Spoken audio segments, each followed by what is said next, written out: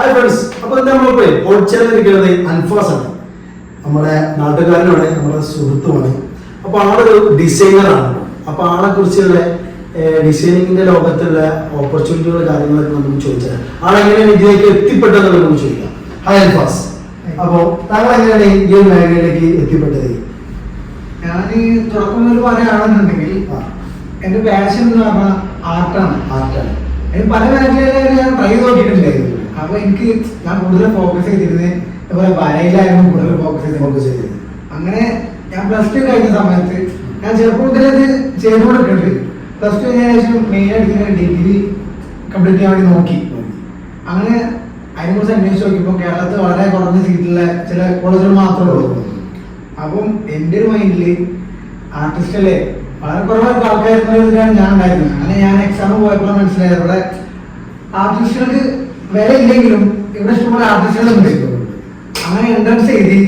എനിക്ക് വലിയ പ്രതീക്ഷയൊക്കെ ഉണ്ടായിരുന്നു. ഞാൻ അത്രയും പ്രിപ്പയർ ആയി പോയി. അപ്പം എൻ്റെ കൂടെ എക്സാം എഴുതിയ ആൾക്കാരെ വെച്ച് നോക്കുമ്പോൾ നല്ല പ്രതീക്ഷയൊക്കെ ഉണ്ടായിരുന്നു. പക്ഷെ ആ പ്രതീക്ഷയിലും അപ്പുറമായിട്ടാണ് ഞാൻ ഒരു പൊട്ടിയത്. സത്യം പറഞ്ഞാൽ ഞാൻ വിചാരിച്ചൊരു എങ്ങനെയെങ്കിലും പറഞ്ഞ സീറ്റിൽ എങ്ങനെയെങ്കിലും കയറുന്നാണ് പ്രതീക്ഷിച്ചത്. പക്ഷെ എനിക്ക് അന്ന് വന്ന റാങ്ക് 700 എത്രയാണ് റാങ്ക് കിട്ടിയത്. ആ ഒരു വലിയ ആൾക്കാർ ആർട്ടിലുണ്ടായിരുന്നു. ഞാൻ ആ എക്സാമിന് പോയിരുന്ന കോളേജ് ഫുള്ളായിട്ട് അത്ര ആർട്ടിസ്റ്റ് ഉണ്ടായിരുന്നു. അങ്ങനെ ആ ഒരു സംഭവം ഞാൻ അത്രയും വിചാരിച്ച സംഭവം നടക്കാതെ പോയില്ലേ. ഞാൻ ജസ്റ്റ് മാറി ചിന്തിച്ചാണ് ഇതേപോലെ ഡിസൈനിക്ക് മാറാൻ കഴിയും. ഡിജിറ്റൽ ആണല്ലോ. അപ്പൊ അന്ന് അത്ര എനിക്ക് ഇതിനെ കുറിച്ച് കൂടുതലൊന്നും അറിയില്ല. ശരിക്കും കമ്പ്യൂട്ടർ യൂസ് ചെയ്യാൻ പോലും അറിയാതെയാണ് ഈ ഡിസൈൻ തിരഞ്ഞെടുക്കുന്നത്. എന്തിനോ എவ்வளോ കേട്ടിട്ട് അങ്ങനെ തിരഞ്ഞെടുത്താൽ, അതായത് വരയ്ക്കുന്നവർക്ക് നമുക്ക് ചെറിയ ടച്ച് കിട്ടും എന്നുള്ളൊരു ഐഡിയ വെച്ചിട്ട് അങ്ങനെ ഡിസൈനിക്ക് കയറി. അപ്പം കയറി ഒരു ജസ്റ്റ് ഒരു നോളജ് നോക്കിയപ്പോൾ തന്നെ എനിക്ക് മനസ്സിലായത് നമുക്ക് പറ്റാത്തൊന്നുമല്ല. അങ്ങനെ ആദ്യം ജസ്റ്റ് എടുത്ത് വെച്ചിട്ട് ഡിസൈനിക്ക് ഫോക്കസ് ചെയ്തു. പിന്നെ ഡിസൈനിൽ പഠിക്കുന്ന സമയത്ത് ഇതേപോലെ കുറെ സ്റ്റുഡൻസ് ഉണ്ടായിരുന്നു. അങ്ങനെ എൻ്റെ കൂടെ പഠിച്ച അതിനാൾക്കാരും അതിനും പോയിട്ടാണ് കംപ്ലീറ്റ് ചെയ്തിട്ടില്ല. അപ്പൊ എനിക്ക് മനസ്സിലായതിന് പൊട്ടൻഷ്യൽ ഉണ്ട്. കാരണം എല്ലാവർക്കും പറ്റില്ല എനിക്ക് അത് പഠിച്ചതാണ് മനസ്സിലായി. അങ്ങനെയാണത് ഒഴിവാക്കാനൊന്നും തീരുമാനിച്ചില്ല, കണ്ടിന്യൂ ചെയ്തു. അങ്ങനെ അതിനുശേഷം സ്വന്തം റിസ്ക് തന്നെ ജോലിയൊക്കെ സെറ്റ് ചെയ്തു. അങ്ങനെ ഇപ്പം 3 year ആകുമ്പോൾ എക്സ്പീരിയൻസ് ആയി. ദെൻ ഇപ്പൊ ഒരു ചെറിയൊരു ബ്രാൻഡിങ് ഏജൻസി ഇടാനുള്ള സെറ്റപ്പിലാണ്.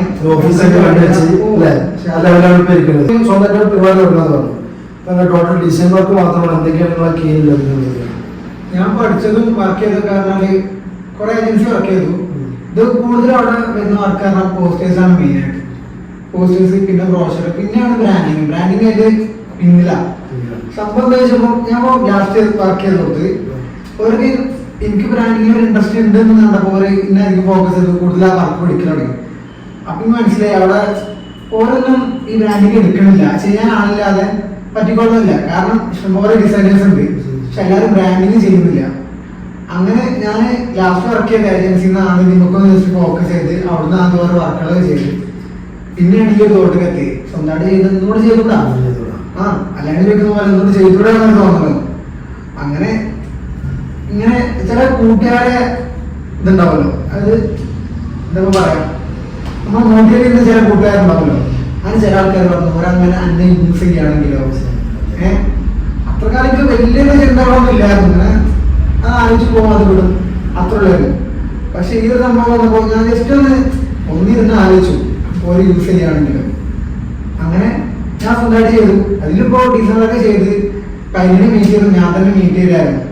അത് ഫുള്ളായിട്ട് ഞാൻ തന്നെ ചെയ്യുന്നത്. പിന്നെ ഓരോ ആവശ്യമില്ലെന്ന് വന്നതോടുകൂടി ഞാനായിരുന്നു നല്ല ഇറങ്ങി സ്വന്തമായിട്ട് ചെയ്ത് നോക്കി. എനിക്ക് ലാപ്ടോപ്പും നെറ്റ്വർക്കും ഉണ്ടെന്നുണ്ടെങ്കിൽ ചെയ്യാൻ പറ്റും, അത്രേ ഉള്ളൂ. സോഷ്യൽ മീഡിയ കാര്യങ്ങളൊക്കെ. അപ്പൊ ഈ ഒരു മേഖലയ്ക്ക് ഇനി അടുത്ത് വരുന്ന തലമുറ എന്താ പറയുക ഓപ്പർച്യൂണിറ്റി കാര്യങ്ങൾ? ഇപ്പൊ +2 അല്ലെങ്കിൽ ഡിഗ്രി കഴിഞ്ഞിരിക്കുന്ന ചെറുപ്പക്കാരുണ്ടാവും.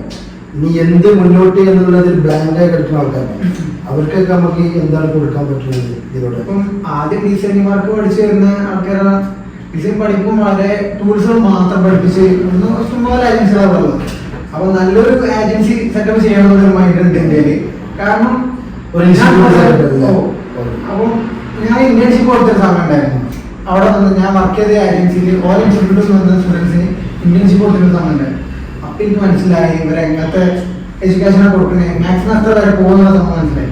അതും എന്റെ എക്സ്പീരിയൻസ് വെച്ച് നോക്കുമ്പോൾ ആ പഠിപ്പിച്ചു കൊടുക്കുന്ന സംഭവം വെച്ചിട്ട് അവരെടുത്ത് എവിടെ എത്താൻ പോകില്ല. അവർക്ക് അതിനേക്കാൾ കൂടുതൽ എനിക്ക് കൊടുക്കാൻ പറ്റും. അപ്പൊ അങ്ങനെ ഒരു പ്ലാൻ വെച്ചിട്ട് ഒരു ബിസിനസ് എന്നുള്ള നിലയ്ക്ക് അടുത്ത തലമുറയ്ക്ക് ഒരു പഠനം എന്നുള്ള രീതി അതിനനുസരിച്ചുള്ള ഒരു അഡ്വാൻസ് ലെവൽ ഡിസൈനിങ് കൊടുക്കണം എന്നൊരു പ്ലാനിലുണ്ട്. ഇത്രമാത്രം സക്സസ് ആണെന്ന് എനിക്കറിയില്ല. ട്രൈ നോക്കണം. നെക്സ്റ്റ് എന്തെങ്കിലും ഇതായിട്ടാണോ അതോ നെക്സ്റ്റ് എന്തെങ്കിലും ബിസിനസ് ആയിട്ട് മുന്നോട്ട് പോകാൻ എന്തെങ്കിലും പ്ലാനുണ്ടോ ഭാവിയിൽ? ഇപ്പോൾ ഡിസൈനിങ് ആണ് സ്റ്റാർട്ട് ചെയ്യുന്നത്. ഏജൻസി അല്ലെങ്കിൽ ഈ പറഞ്ഞ പോലെ എഡ്യൂക്കേഷൻ കൊടുക്കാൻ പറ്റുന്ന ഡിസൈനിങ് കൊടുക്കാൻ പറ്റുന്ന ഇൻസ്റ്റിറ്റ്യൂട്ട് ആക്കാൻ പറ്റുന്നുണ്ടെങ്കിൽ എനിക്ക് അത് ചെയ്യണം. എന്നിട്ട് നല്ല ഡിസൈനേഴ്സിനെ ഉണ്ടാക്കാൻ പറ്റണം, അവർക്ക് വർക്ക് കൊടുക്കണം. അങ്ങനെയൊക്കെയാണ് എൻ്റെ പ്ലാൻ. മാർക്കറ്റിംഗ് കാര്യങ്ങളൊക്കെ ആയിട്ട് ചെയ്യാം. ടീമൊക്കെ ഡിസൈൻ വർക്കാണ് നമ്മൾ തന്നെ ചെയ്യുന്നത്. ബ്രാൻഡിങ് ആണ് മെയിൻ. ബ്രാൻഡിങ് ആണ് മെയിൻ. അപ്പോൾ അവരെ മാർക്കറ്റ് ചെയ്തിട്ട് സോഷ്യൽ മീഡിയ മാർക്കറ്റ് എല്ലാവരോടും നമുക്ക് ചെയ്യാൻ പറ്റും അല്ലേ? ഓക്കെ. അപ്പം അങ്ങനെയൊക്കെയാണ് നിങ്ങളുടെ കാര്യങ്ങൾ അല്ലേ? അപ്പോൾ ഗൈസ്, അപ്പം നമ്മുടെ അനുഭവം കേട്ടു. അപ്പം എല്ലാവരും എന്താണ് ഇനി എന്നെ കൊണ്ടൊന്നും കഴിയില്ല എന്ന് വിചാരിച്ചിട്ട് ആരും നിൽക്കരുത്. നമ്മൾ എത്രത്തോളം ശ്രമിക്കുന്നുവോ അത്രത്തോളം നമുക്ക് നമ്മുടെ മുന്നിൽ ഓപ്ഷനുകൾ വരിക അല്ലെ? വെറും ഒരു ആർട്ടിസ്റ്റ് ആയതിന്റെ ആള് ഇപ്പോൾ ഡിസൈനിങ്ങിലെത്തി, അതിനും ഉയരങ്ങളിലേക്ക് എത്തട്ടെ എന്ന് പ്രാർത്ഥിച്ചുകൊണ്ട് നിർത്തുന്നു.